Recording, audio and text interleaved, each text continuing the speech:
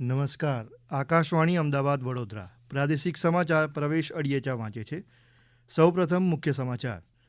પ્રધાનમંત્રી નરેન્દ્ર મોદી આજે video conferencing દ્વારા સુરતમાં જળ સંચય જળ ભાગીદારી પહેલનો પ્રારંભ કરાવશે. 21 જિલ્લામાં સરકારી પુસ્તકાલયો શરૂ કરવાનો રાજ્ય સરકારનો નિર્ણય. ભાવનગર સહિત 6 જિલ્લામાં આજે ભારે વરસાદની આગાહી. સુરેન્દ્રનગરમાં આજથી તરણેતરના ભાતીગળ મેળાનો પ્રારંભ. પહેલીવાર ગ્રામીણ પરંપરાગત સાંસ્કૃતિક સ્પર્ધાઓ યોજાશે. અમદાવાદ સહિતના 8 શહેરોમાં કેન્દ્ર સરકાર દ્વારા રાહત દરે ડુંગળી વેચાણ કેન્દ્રો શરૂ કરાશે. સમાચાર વિગતવાર. પ્રધાનમંત્રી નરેન્દ્ર મોદી આજે વિડીયો કોન્ફરન્સિંગ દ્વારા સુરતમાં જળ સંચય જન ભાગીદારી પહેલનો પ્રારંભ કરાવશે. આ પહેલ ચાલી રહેલા જળશક્તિ અભિયાન સાથે સંલગ્ન છે. વરસાદના એકે એક ટીપાનો સંગ્રહ કરીને લાંબા ગાળાની જળ સુરક્ષા સુનિશ્ચિત કરવા માટેનું આ અભિયાન છે.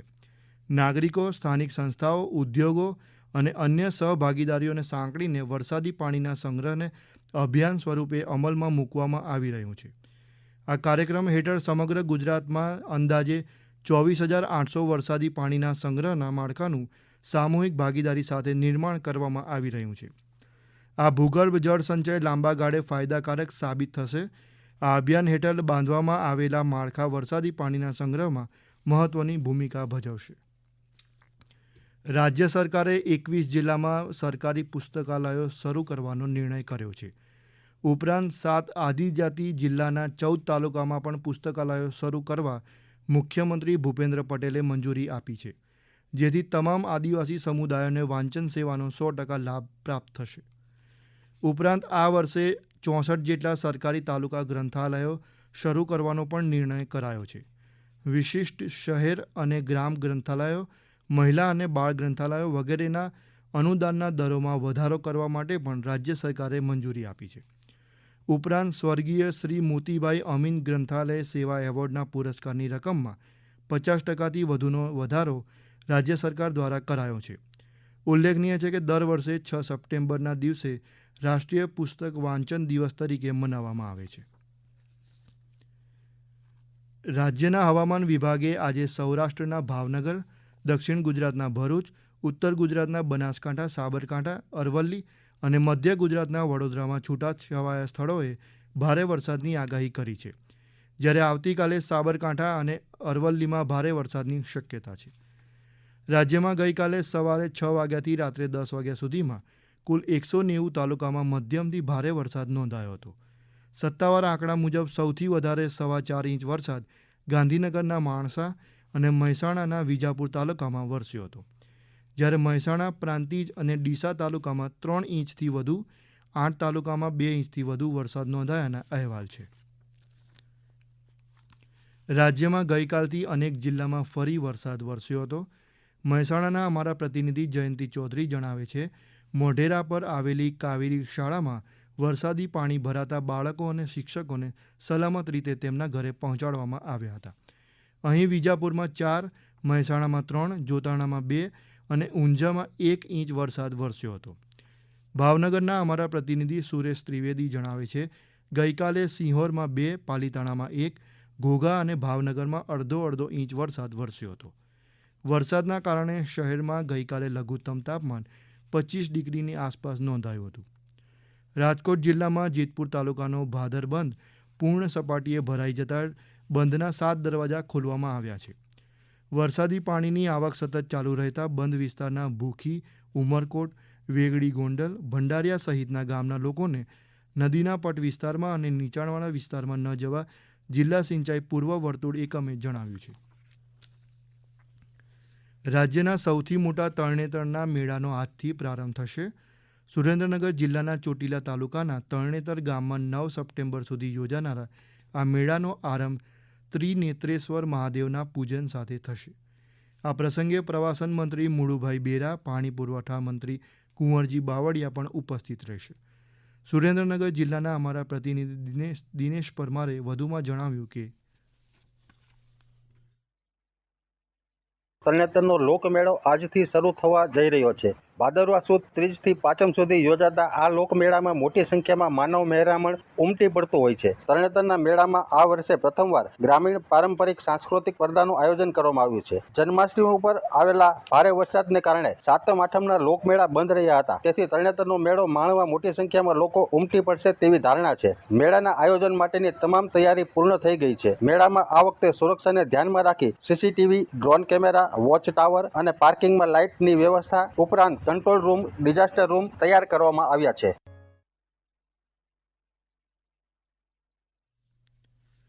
રાજ્ય સરકારની સંસ્થાઓ ખાતે પશુઓમાં સેક્સિમેન ડોઝથી કૃત્રિમ બીજદાન કરવા માટે હાલમાં લેવાતી ફી ₹300થી ઘટાડીને ₹50 કરવાનો નિર્ણય કરાયો છે. પાટણ ખાતે સેક્સિમેન પ્રયોગશાળામાં એક સેક્સિમેન ડોઝના ઉત્પાદન માટેનો રાજ્ય સરકારનો પડતર ખર્ચ ₹710 જેટલો છે. ડુંગળીના ભાવ વધારાને ધ્યાનમાં રાખીને અમદાવાદ સહિતના 8 શહેરોમાં રાહત દરે ડુંગળીનું વેચાણ કરાશે.